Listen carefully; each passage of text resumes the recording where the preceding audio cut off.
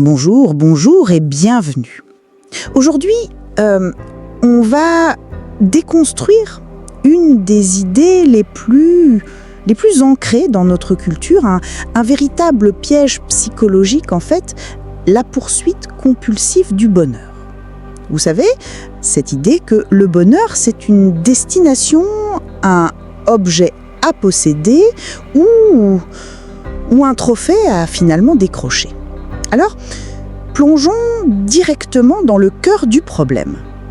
C'est ce que j'appelle le piège de la quête extérieure. Quand vous courez après le bonheur, vous activez, souvent sans le savoir, une énergie de manque.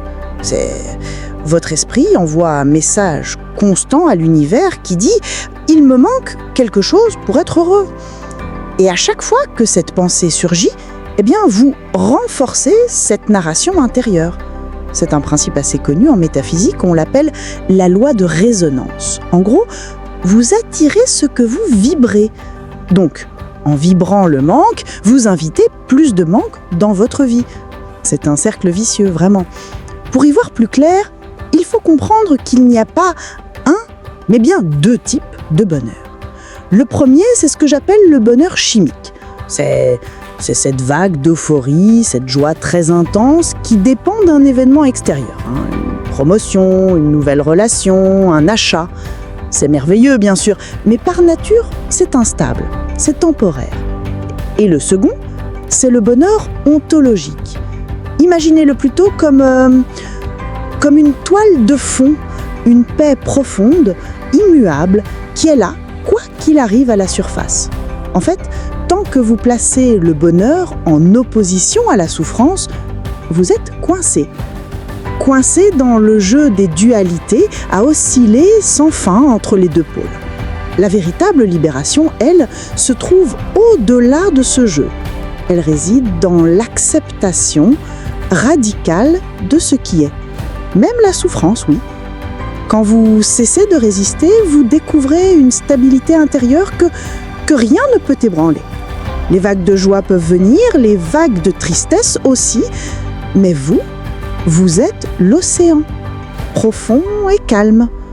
Le bonheur véritable, ce n'est pas un événement qui vous arrive, c'est votre état naturel.